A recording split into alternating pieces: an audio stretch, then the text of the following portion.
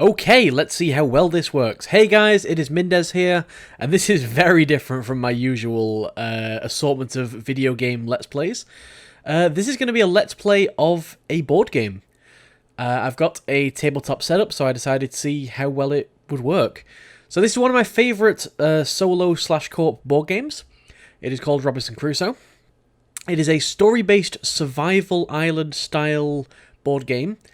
And I guess the way this is going to work, I'm going to do a very quick run through of the rules, so that you guys know what's going on as kind of it's happening on the board. And then we'll just get straight into it. If you know the game and want to skip over the rules, I'm going to have timestamps in the description for everything that's going to happen in this video. So you feel free to skip to different parts. So, I am going to be very high level with my descriptions of the rules. I'm not going to go through them too much in depth, because we are obviously just about to play through it.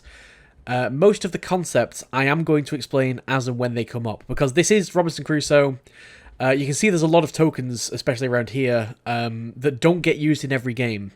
And we don't necessarily know which tokens we need to use until they come up, until we get into it. Just to set expectations, we are probably going to fail, because he's got River reputation as a pretty brutal game. We are probably going to get horribly destroyed by the island. Like that's definitely a very real possibility. And hopefully this game has enough story to it and enough thematic elements that even if you don't particularly care about the rules and don't particularly want to follow along with what I'm doing, hopefully it will still be interesting. But yeah, we shall see. So, as I said, Robinson Crusoe is a survival island style game. We're going to have a scenario. This is the scenario that we're doing. It is called Castaways. It is the first scenario. We'll go through this sheet in a minute and go through what's on it. But a scenario consists of a number of rounds. So this scenario consists of 12 rounds, or up to 12 rounds, I guess, because we could actually pass this before the last day.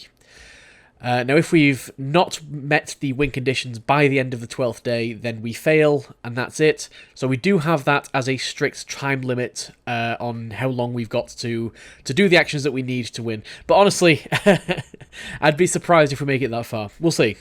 We will see. I'm expecting to get killed way before that. Each day consists of a number of rounds. We've got a summary guide here that has all the actual phases on themselves. They're also listed up here in the top left corner of the board. So, first phase is the event phase. In the event phase, we're going to have something happen that's going to probably make our lives a little bit more difficult. The second phase is the morale phase. Up here we have the morale track. And depending on whether our morale is high or low, we're going to gain or lose bonuses or have to pay certain costs. Keeping high morale is quite an important part of the game. The third part is the production phase. So you can see we've got a map here, and based on where our camp is, this is obviously just the part of the map that we have explored. We've just got the beach because we've just crash landed on the island. We are going to produce resources, so we're going to have some food and wood to be getting on with, and that's going to depend entirely where the camp is.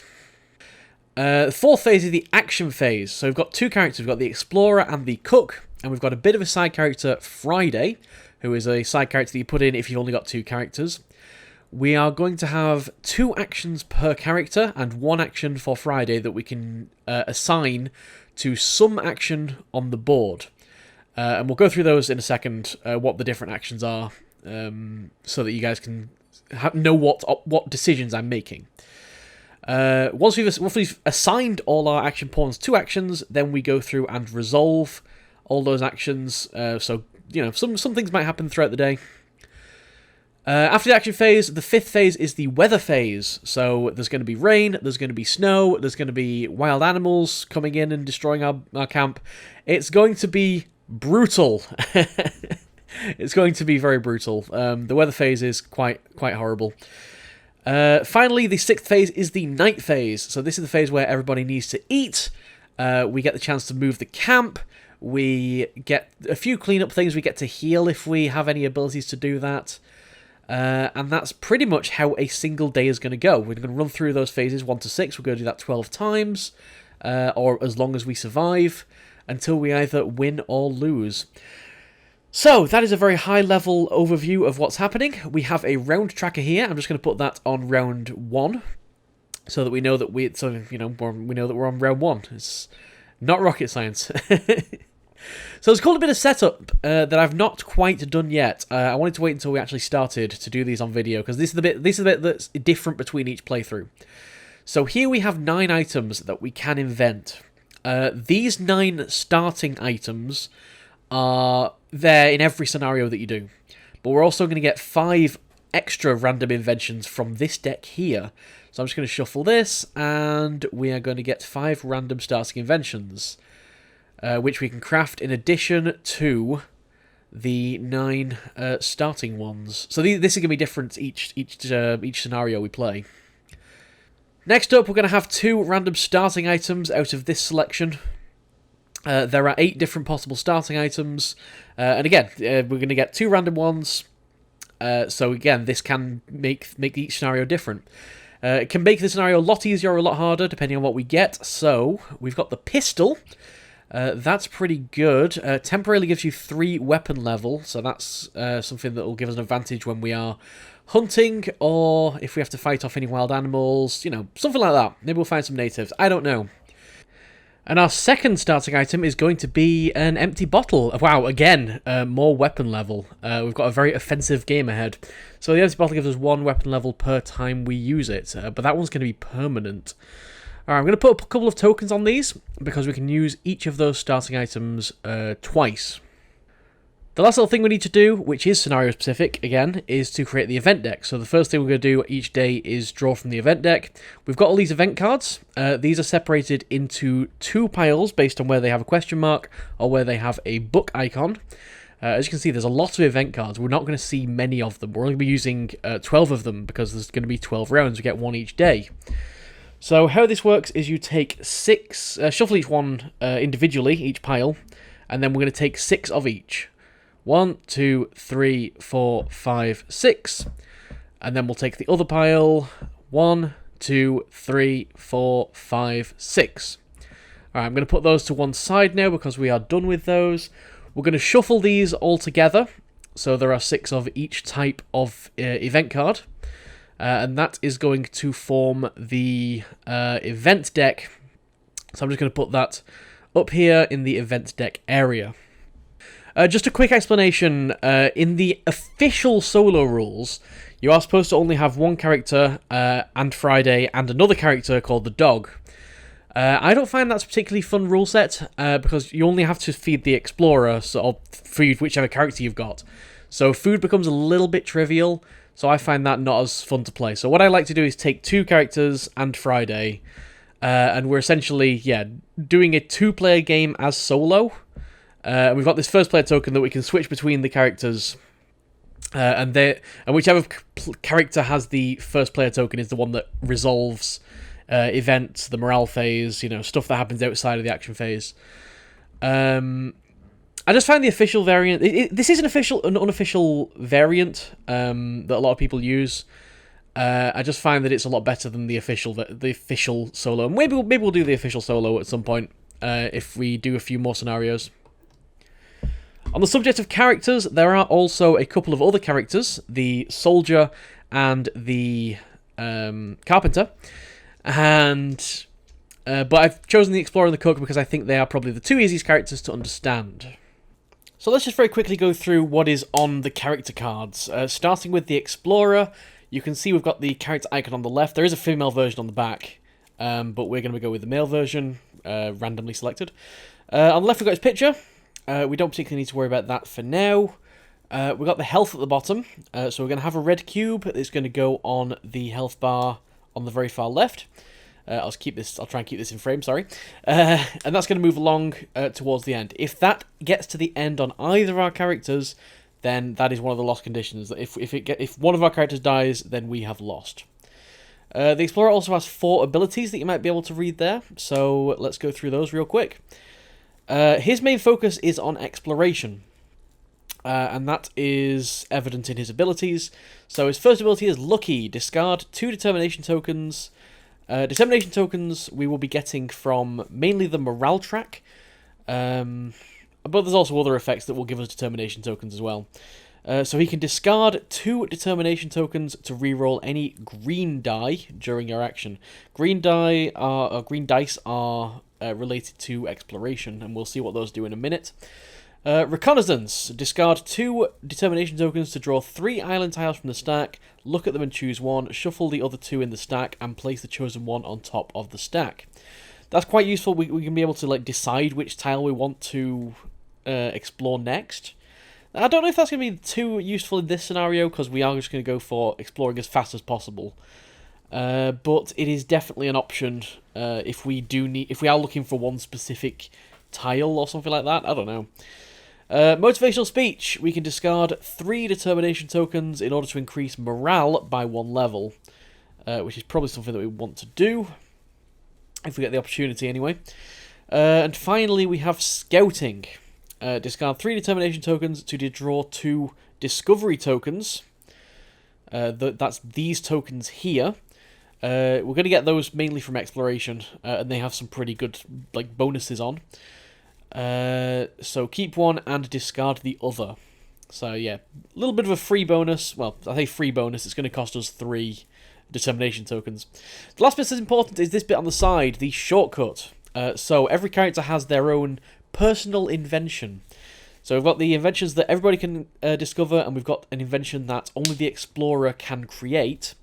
If he does craft it, or if he does invent it, then he's going to get 2 free determination tokens just for crafting it, essentially, and the benefit of the item, which is going to be quite useful. Looking at the cook, I'm trying to do a better job of keeping this centre of frame. So we use the female version of the cook. I mean, there's a male version on the back, but I don't know, randomly selected. I pretty much just threw them on the table, and whichever side up they were, that's what we're going with. So the cook looks like the cook has more health than the explorer. The health bar goes on a little bit longer. Let's have a look side by side. So the explorer's got 11 health, and the cook's got 12. There's also these little morale markers.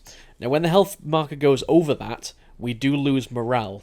So as our characters are going to take damage, morale is going to start going down, you know, which makes thematic sense. There's a lot of very thematic elements to this game, and that's why I really like it. Anyway, yes, the cook's abilities. So we've got Grandma's Recipe. Discard 2 determination tokens to heal 2 wounds by eating 1 food. That might mean that food will be very useful to stockpile. Hopefully, only having to feed 2 characters each night will let us amass a bit of a food surplus. We'll see. Scrounger. Discard 2 determination tokens to reroll any grey die. Grey dice are the ones that we use for gathering. So the cook, yeah, where the explorer is all about exploration, the cook is more about gathering, kind of. It's not super set in stone, but it's, you know. Next ability is Stone Soup. Discard 3 determination tokens to get 1 food. So that's, yeah, if we're ever short on food on one day, that might be very useful to use. And finally, we have Hooch. Discard 3 determination tokens to negate a rain. Or change a snow into a rain. So yeah, we can drink the hooch to warm ourselves up and ignore all the weather effects, I guess. We'll see. We'll definitely see that come into play when we start getting weather effects, I think. That's my prediction right now. Finally, sorry, the cook's main invention is the fireplace. So the final character we have is Friday. He's a bit of a side character. He's kind of there to balance the game a little bit in our favour. We can see that his health bar is very short. He can only take 4 hits. But if he does die, it just means we don't get to use him anymore. That's not a loss condition. We don't need to keep him alive. There's also a few rules that are very specific to Friday. Those are marked along the bottom. So the second icon indicates that he doesn't need shelter. He's not going to take damage on the night phase. He's a survivalist. The third icon means that he does not need food as well. Again, he's a survivalist. He's going to hunt for himself. The fourth and fifth icons, he's going to ignore all weather effects, so rain and snow. And the very last icon, the one on the left, means that if he's going to do if he rolls a dice and he gets a question mark result, that counts as a wound. So we'll go over what that means in the action phase, but basically means every time we send him off on his own to do something, there's always a chance of him taking up to 2 damage. So he might die very quickly. We'll see. We might just sacrifice him to the island gods if we need to. It's always an option. It's always an option. So now I'm going to do a quick run through of all the things we can do in the action phase. Now, if we look at the bottom of the board here, we can see all the different things that we can do. First up, we have the active threats. So these are effects that are currently in effect on the island. So at the moment, we're going to start with food crates. This kind of, I mean, calling it active threats is a bit of a misnomer. It's just really kind of an effect that's going on. So there are food crates. You notice food crates scattered along the shore. And that gives us this bottom section of the card, which is an expedition for food. It gives us an option for an action to do. So if we assign 1 action pawn, we get 1 food. If we assign 2 action pawns, we get 1 perishable food and 1 non-perishable food. So that's an action that we can do to grab those food crates before they disappear. Anything that's in the active threats area will not always be there. So that's the first thing that we can do as part of the action phase. Spoiler alert, we are probably going to be dealing with those food crates on the first day because that extra food is very, very useful. Alright, second action is the hunting action. So we can't actually do this straight away because we've not found any beasts. Once we start exploring the island, we'll find some beasts. We'll get a bit of a hunting deck here, and we can go hunt the islands, the animals that we found. The third possible action is the build action. That will let us build something that we know how to make, which might be an invention from the community inventions. It might be one of the characters' personal inventions. It might be a scenario-specific invention, or it might be one of these trackers up here. So we've got like a shelter, because at the moment we just have a camp. We don't actually have a shelter, which will protect us from weather effects. We can also build roofs, palisades, and weapons as well. So we've got kind of trackers that determine how sophisticated, I guess, our technology level is when it comes to roofs, palisades, and weapons. So that the build action encompasses all of this. It's all about how we upgrade our situation. The fourth action is the gather action. So you can see these little resources on the island tiles. We've got wood and fish there. We can actually go and gather one of those resources from an adjacent tile to where the camp is by using the gather action. The fifth action is the explore action. That is the green one. In order to do that, we just pick an area of the map and we go and explore it. Very, very simple. With these 3, the build, explore, and gather, you can assign multiple action pawns to a single action. The way that works, so if we just send the explorer off on his own, that's quite dangerous. He's got a chance of failure, he's got a chance of getting hurt. So if you assign one pawn, you need to roll these dice. One of them is a success dice, so this has signs to indicate success, or signs that indicate failure. But you do get 2 examination tokens if you do fail. The next dice is a wound dice. So if you roll a wound, then you take a damage. Very, very simple. Obviously not something that we really want to happen. And finally, we have the adventure dice. So if you roll a question mark on this, you have to draw one of these adventure cards. And some kind of effect, probably bad. I mean, there are maybe some good ones in there. Or the potential for good ones, maybe. So yeah, if you just assign 1 pawn, you have to roll all 3 dice. If you assign 2 pawns, you automatically succeed with no adventure, no wound. But obviously, it is a game of action economy. This is all about spreading yourself out a bit more and taking a bit more risks to get more actions. Or you can do very little, but do it very safely. It also depends on how far away from the camp that you want to do your action as well. So to explore 1 tile away from the camp, it's 1 pawn to be risky, 2 pawns to be guaranteed. If we go 2 tiles away from the camp, then it's 2 pawns to be risky and 3 pawns to be guaranteed. So yeah, we need a whole 3 of our actions in order to guarantee it. So it's the further away from the camp, the more dangerous it gets. The 6th action is arranging the camp. So anyone that arranges the camp, using an action, increases morale by 1 and gets 2 determination tokens.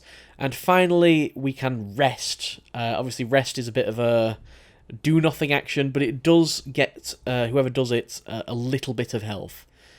Alright, the last thing we're going to do is go through each of the inventions and what they do, so that you know what actions we have during a build, what options we have during a build action even. So we've got the bricks. Those will increase our palisade level. Obviously, we can only do that once we've got a shelter. You can only have a palisades and a roof on an actual shelter, not on a camp. We have a dam, which will give us 2 extra non-perishable food. I should just also point out that the icons at the top are prerequisites. So, for example, in order to build the dam, we need to have discovered a river tile somewhere on the island. And we also need to use up one of our wood resources in order to actually build it. Once we've built it, we'll flip it over to that side to show that we have it. But for now, these are on what's called the invention side. Fire. So that's pretty useful, and we're going to see that it is key for this scenario. In order to create fire, we need to have found some mountains, and it was going to increase our palisade level by 1. The knife's fairly simple. Needs to have discovered mountains first, and it gives us some extra attack. The map, we need to have discovered some rivers, and that's actually going to give us an extra action pawn that can only be used. It can be used each turn, but it can only be used to explore. That's what the green icon means. So early on, that might be really useful to explore quicker, I guess. Medicine requires for us to have found some grasslands.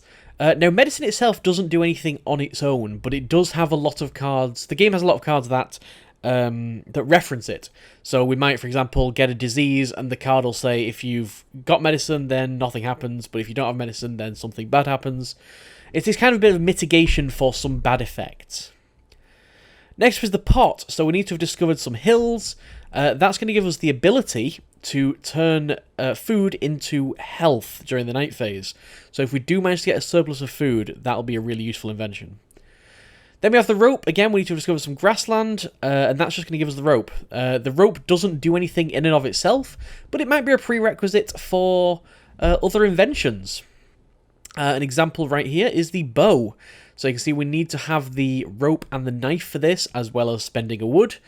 And that'll give us an extra 3 weapon level.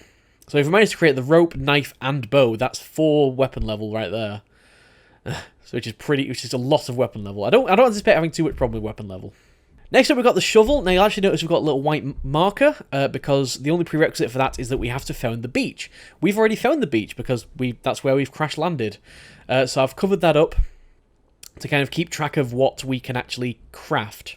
Again, this is another item that doesn't do anything in and of itself, but other inventions might have it as a prerequisite.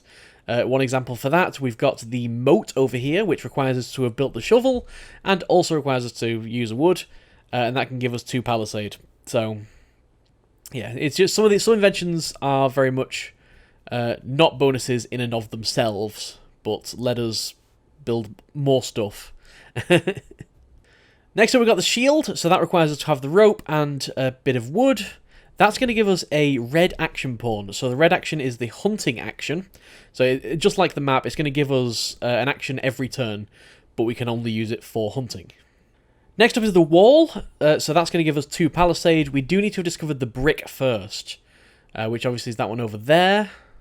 So if we can get the brick and the wall, that's 3 palisade, but it is two inventions to get there.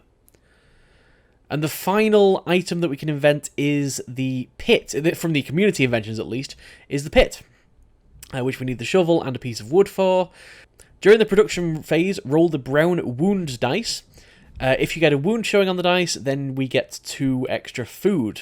So that is actually a pretty good item. It's a bit of a gamble, because obviously it relies on a dice roll for it to have any kind of benefit. But yeah, that might also be useful.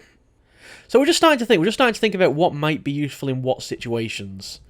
And yeah, maybe we'll come up with some strategies. So the last thing to go through are these character-specific inventions.